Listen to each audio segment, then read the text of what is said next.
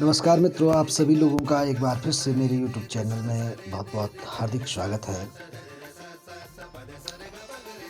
देखिए, आज का जो मेरा वीडियो है वो मैं आप लोगों को ये बताना चाहता हूँ कि आज की जो युवा पीढ़ी है विभिन्न प्रकार की कुकृत्य कर रही है, जिसके कारण समाज में माता पिता और सगे संबंधी रिश्तेदारों की छवियाँ जो है धूमिल हो रही हैं। तो समाज सुधारने के नाते जो है मेरा भी फर्ज बनता है कि मैं आपके लिए कुछ सजेशन दूं। क्या है पाप और क्या है पुण्य?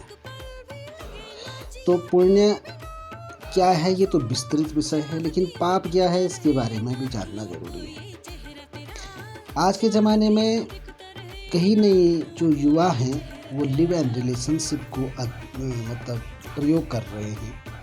तो क्या ये सही है या ये पाप है?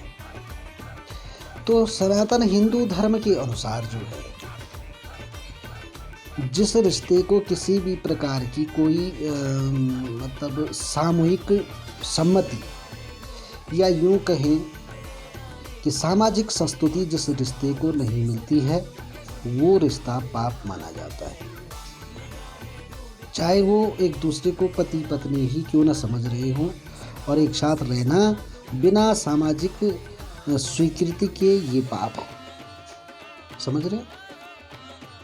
लेकिन कभी जीवन में ऐसी विषम परिस्थितियां आ जाती हैं कि इंसान को अपने नज़दीकी रिश्ते में, निजी तो नहीं कह सकते लेकिन नज़दीकी रिश्ते में शादी विवाह करना पड़ जाता है।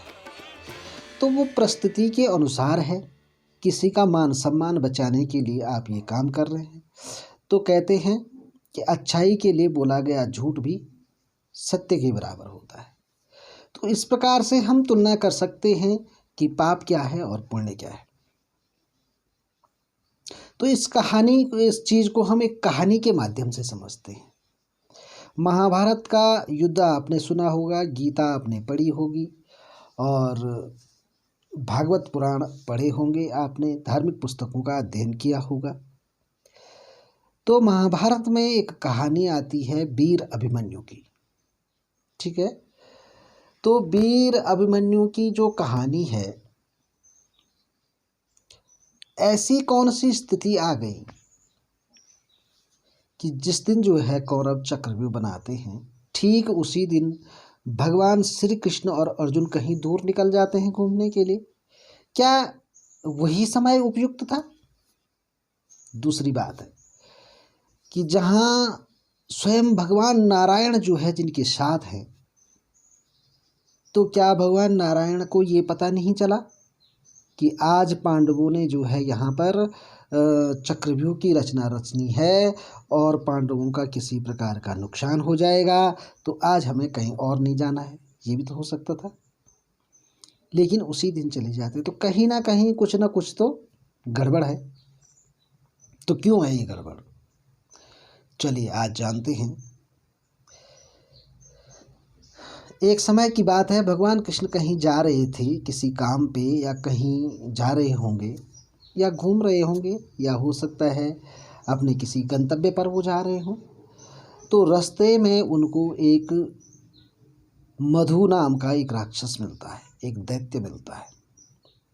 तो राक्षस का मतलब किसी बुरे व्यक्ति से होता है, और आपने इंग्लिश में पढ़ा होगा कि जितने भी लंबे चौड़े आदमी होते हैं उनको जाइंट कहा जाता है। तो इसका मतलब होता है जिन्न। जिन्न मतलब कोई विशाल काय मनुष्य, है ना। तो उनको एक राक्षस मिलता है जिसका नाम मधु है। ठीक है, एक तो मधु कैटअप वो दूसरा है और ये मधु है, मधु राक्षस। ठीक है, तो ये राक्षस जब भगवान कृष्ण को मिलते हैं तो उनके बीच में द्वंद्व युद्ध होता है। क्यों कहते हैं भगवान कृष्ण को छलिया, ये भी इसी में आपको पता चलेगा।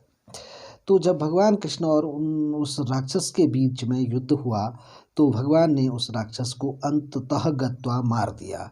इसी इसी कारण उनका एक नाम मधुसूदन कहा गया। ठीक है ना, यहाँ तक समझ गई।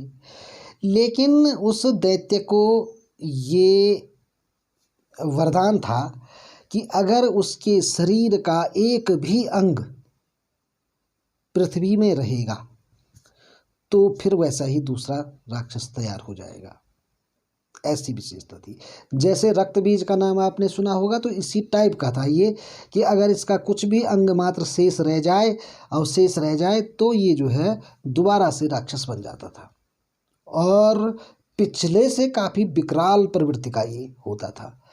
तो भगवान कृष्ण जैसे ही उसको मारते हैं और उसको जो है बिल्कुल जला देते हैं अपने तप बल से और अपने अस्त्र शस्त्रों से उसको जो है बुरी तरह से जला देते हैं, लेकिन उसका एक हड्डी मात्र जो होती है वो शेष रह जाती है।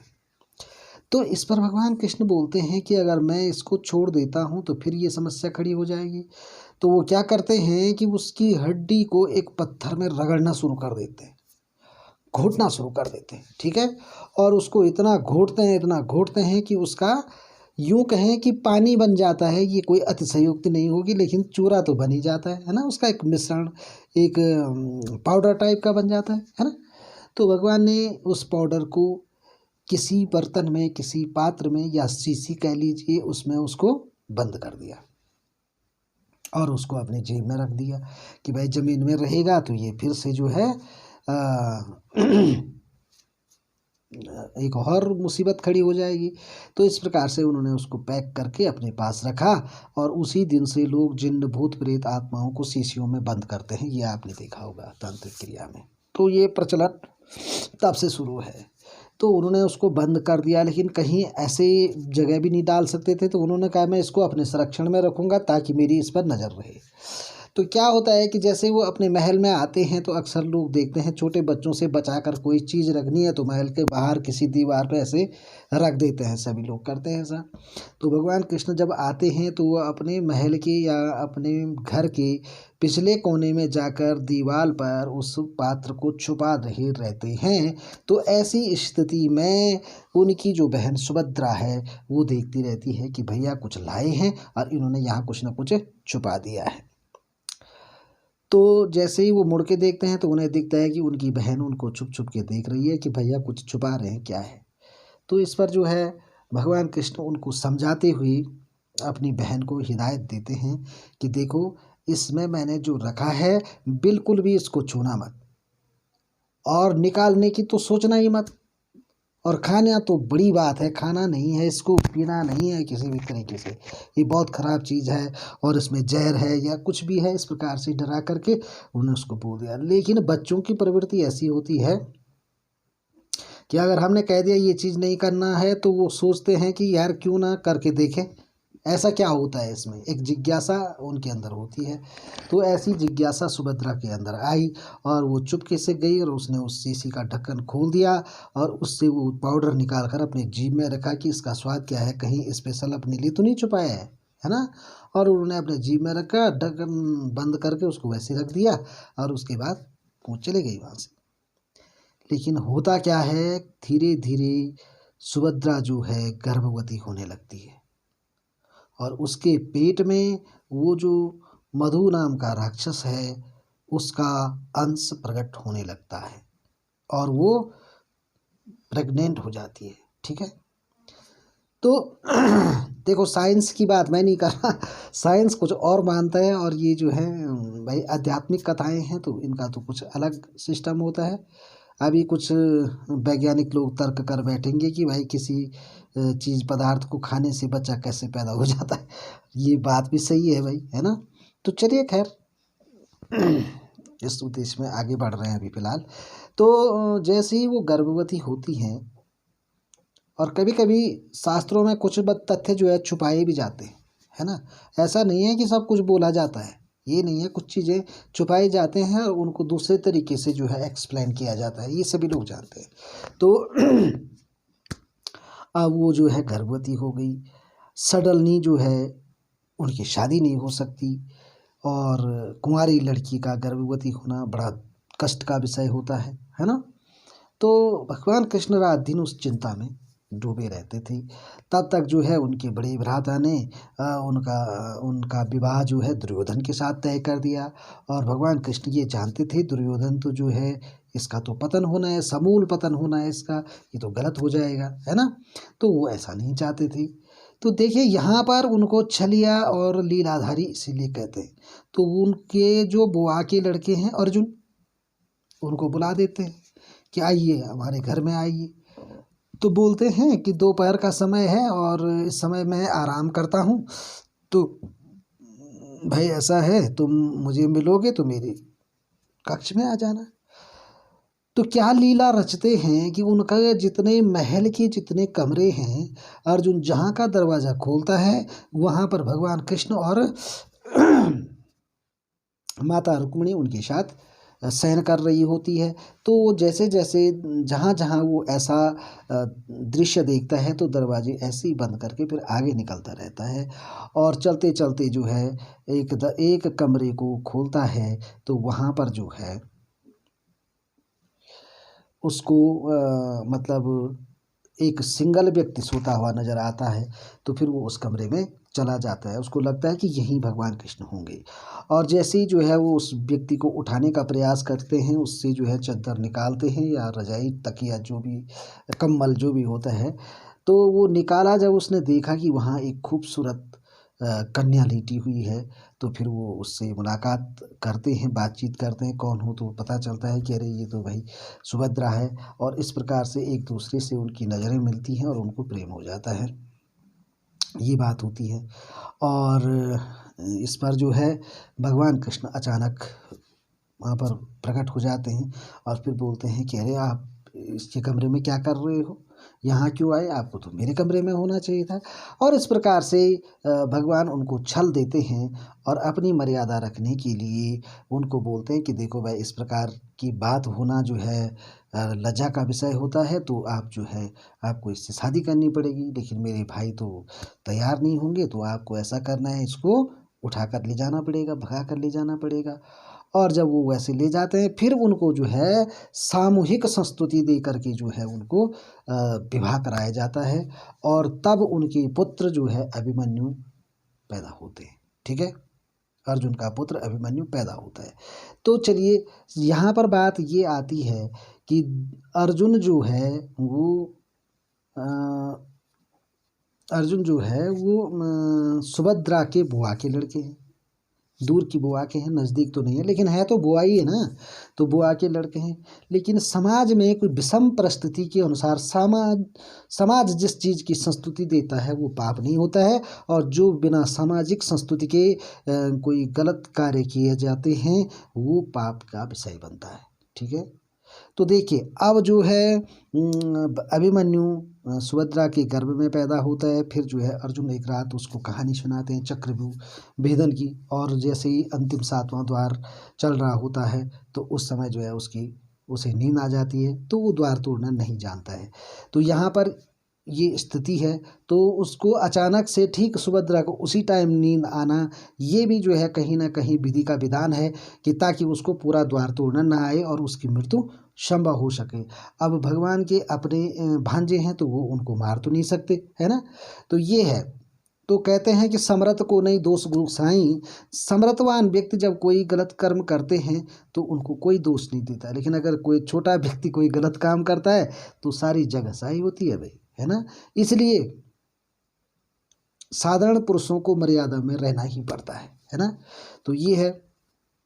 तो चलिए फिर आगे जो है अभिमन्यु जिस दिन जो है चक्रव्यूह की रचना होती है उस दिन जो है भगवान कृष्ण और अर्जुन किसी अन्य कार्य से जो है बाहर चले जाते हैं, और इस प्रकार से जो है कि अभिमन्यु की मृत्यु हो जाती है, क्योंकि भगवान चाहते थे कि ये जिंदा ना रहे, है ना। क्योंकि पीढ़ी दर पीढ़ी आदमी की क्षमताएं घटती हैं, तो वो वैसे ही समझ लीजिए जैसे हमारे प्राचीन समय में लोग काफ़ी हृष्ट पुष्ट तंदुरुस्त होते थे, लेकिन जैसे जैसे आज का वातावरण है लोग जो है धीरे धीरे कमज़ोर और कमज़ोर समझ लीजिए, और उनकी जो शक्ति है वो थोड़ा कम हो जाती है, रोग प्रतिरोधक क्षमता, है ना। तो इसलिए जो है इस प्रकार जो है बड़े बड़े महायोद्धाओं के द्वारा जो है अभिमन्यु का वध किया जाता है ना। तो यहाँ पर भगवान कृष्ण जो है उसका पतन करवाते हैं, ये भी कहेंगे तो कोई बड़ी बात नहीं होगी। तो इस प्रकार से जो है अभिमन्यु का वध किया जाता है। तो कहते हैं कि भगवान कृष्ण ने ऐसा क्यों किया। इसमें एक गूढ़ कथा आती है कि एक दिन सुभद्रा अपने मैके जा रखी थी भगवान कृष्ण के घर में, और भगवान कृष्ण अपने चारपाई पर लेटे हुए थे। तो एक छोटा सा बच्चा है, वो खेल कर रहा था, गेंद खेल रहा था। तो वो गेंद जो है लुढ़क करके कृष्ण भगवान के चारपाई के नीचे आ जाती है, ठीक है ना। तो वो बच्चा एक हाथ से जो है चारपाई उठा करके अपनी गेंद ले लेता है। तो भगवान समझ जाते हैं कि जिसने मेरा भार उठा दिया, 14 भुवनों का भार एक हाथ से उठा दिया, इस व्यक्ति का संसार में रहना खतरे से खाली नहीं है ना। तो इसलिए जो है उन्होंने अभिमन्यु को अल्प आयु में ही जो है उसका जो है उद्धार कर दिया, है ना। तो ये कहानी है। तो यहाँ पर बात ये आती है कि जहाँ पर रिश्ते को सर्व मान्यता मिलती है, चाहे उस रिश्ते में थोड़ा बहुत खोट भी हो तो चल जाता है। लेकिन कुछ लोग ऐसा करते हैं बिना सर्वसम्मति के, इसीलिए शादी में ढोल दमाऊ बजाए जाते हैं, वाद्य यंत्र बजाए जाते हैं, पंडाल लगाए जाते हैं, सबको खाना पीना खिलाया जाता है। यानी कि सामाजिक संस्तुति उन दो व्यक्तियों को दी जाती है। और यही परिभाषा है घर की भी, परिवार की परिभाषा यही है, जहाँ पर दो व्यक्तियों को सामाजिक संस्तुति द्वारा वो दो व्यक्ति और उनके बच्चे जिस घर में निवास करते हैं उसे परिवार कहा जाता है ना। तो भाई देखिए, मैं आप लोगों को पुनः एक बार वो करूँगा कि पाश्चात्य संस्कृति की ओर न जाते हुए अपनी संस्कृति में रहें और अपनी मर्यादाओं का पालन करें, अपनी मर्यादा में रहें। तो ये कहानी आपको कैसी लगी कमेंट में ज़रूर बताएं। और भी महत्वपूर्ण बहुत सारे प्रश्न हैं कि रामायण में जो है सीता का स्वयंवर होता है तो क्यों जो है अयोध्या वासियों को नहीं बुलाया जाता है, ये भी प्रश्न है। और भी बहुत सारे प्रश्न हैं। तो उन सब की कुछ ना कुछ कहानियां हैं, वो मैं आप लोगों को कड़ी टू कड़ी सुनाता रहूँगा, है ना। तो चलिए मिलते हैं अगली वीडियो में, बहुत बड़ी वीडियो हो गई है, फिर मिलेंगे। जय माता दी।